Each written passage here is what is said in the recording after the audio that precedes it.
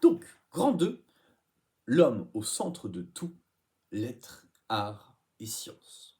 Tout d'abord, qu'est-ce que l'humanisme? Tout est dans le mot. L'humanisme, c'est le fait de placer l'homme et le bonheur de l'homme au centre de tous les intérêts scientifiques. C'est un mouvement qui se développe au cours du XVe siècle, notamment du fait des nouvelles traductions et de la redécouverte des textes antiques, notamment romains et grecs. Et à partir de ces textes, les auteurs du XVe, XVIe siècle vont essayer de progresser, en tout cas d'aller plus loin que les connaissances qu'on avait à ce moment-là. Donc ça, c'est la première base. Alors, évidemment, c'est un mouvement qui est extrêmement long. D'accord. Le terme d'humanisme en tant que tel, lui, provient du 19e siècle. Donc c'est un terme qui est très tardif. Au 15e, 16e siècle, on voit qu'il y a cette volonté de placer l'homme au centre de tout, mais le mot n'existe pas. D'accord.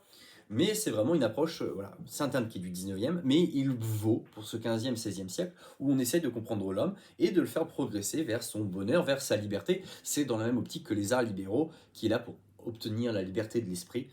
Bah, on est toujours dans la même branche, dans la même idée. D'accord. Ce qu'il faut bien voir, c'est que ça, c'est un mouvement qui est extrêmement lent, puisque ce mouvement d'humanisme, il passe par la redécouverte des textes antiques, donc grecs et romains, et ça ne s'est pas fait dès le XVe siècle. C'est quelque chose, on l'a vu déjà, qui est apparu progressivement dès finalement le XIe, XIIe siècle, et même les époques précédentes, où on avait toujours cet intérêt pour la Rome antique, et des textes comme Galien, par exemple, on va en reparler, ben, dès le Xe siècle, en fait, on s'y intéresse. C'est juste que là, à partir du XIIe, XIIIe, XIVe, XVe siècle, on va redécouvrir des textes. Alors, comment redécouvrir ces textes? Eh ben, il y a trois raisons. La première raison, c'est tout simplement la présence des Grecs dans le monde occidental. Puisque, vous le savez, la plupart de ces auteurs antiques, ces grands philosophes, sont d'origine grecque, par exemple Platon, Aristote, et ces textes ont été conservés le plus souvent à Constantinople directement, donc dans l'Empire romain d'Orient. Or, les contacts entre les Grecs et les Romains, enfin, les Italiens, excusez-moi, puisque les Grecs se considèrent comme ça n'a aucun sens, mais comme donc entre les Grecs et les Italiens, entre autres, sont des contacts qui sont là depuis plusieurs siècles, puisqu'on avait des comptoirs amalfites, donc la petite cité du sud de l'Italie, à Constantinople, en tout cas à présence de Constantinople, dès le Xe siècle.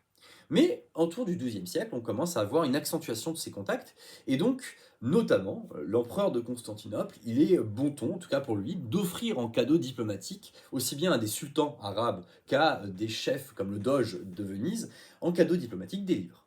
Des livres antiques, écrits souvent en grec, parfois en hébreu, parfois dans d'autres langues plus anciennes, comme le chaldéen. Et ces livres, en fait, sont apportés en cadeau diplomatique directement en Occident, traduits dans des centres de traduction et se diffusent. D'accord. Évidemment, ce qui va accentuer l'arrivée de livres de Constantinople vers l'Occident, c'est deux événements majeurs. Déjà, c'est 1204, chute de Constantinople prise aux mains de la quatrième croisade, où évidemment le fait que l'empereur grec est chassé du pouvoir et s'installe un empereur latin, va faire que déjà on va avoir un certain nombre d'objets qui vont transiter de l'Empire grec, l'Empire romain d'Orient, à l'Occident. Notamment, on l'a vu en cours, le cas des chevaux de l'hippodrome qui passent donc de Constantinople à Venise et qui sont toujours visibles dans la place Saint-Marc actuellement. Outre donc la chute de Constantinople en 1204, il y a évidemment la dernière, celle de 1453, le 29 mai à 10h, où les Grecs qui vont parvenir à s'échapper, cette fois-ci, vont quitter définitivement la ville et partent avec leur collection.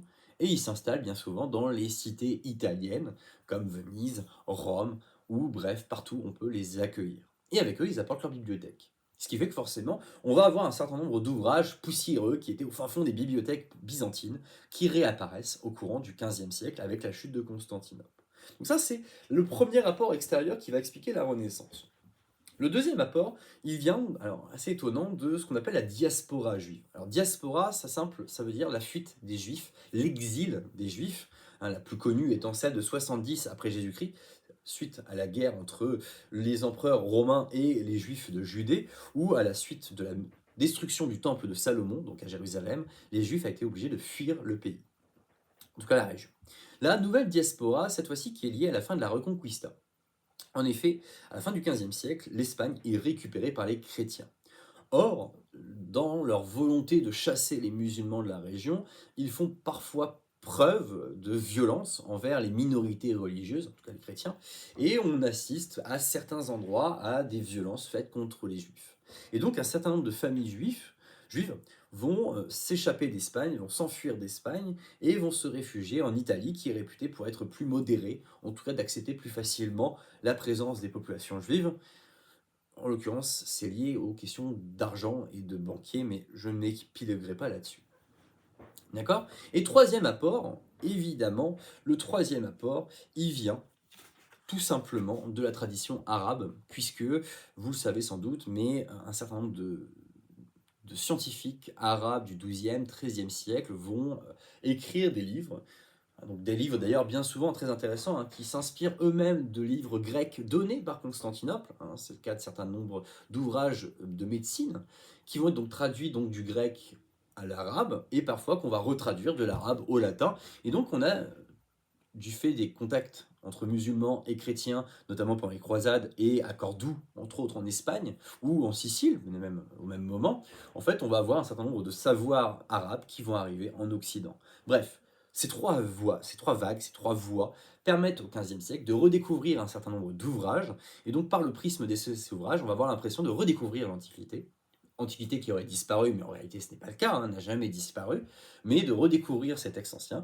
Et par le prisme de ces textes anciens, on va chercher progressivement à dépasser ces codes, à dépasser cette Antiquité, même si dans le milieu universitaire, c'est mal vu de dépasser les maîtres, puisque on considère que vous ne pouvez pas faire mieux que les génies précédents, ce qui ne permet pas forcément des progrès. Mais on va le voir, dans certains domaines, on assiste à un certain nombre de progrès scientifiques, et donc on va commencer par, évidemment, le domaine de la médecine et des arts.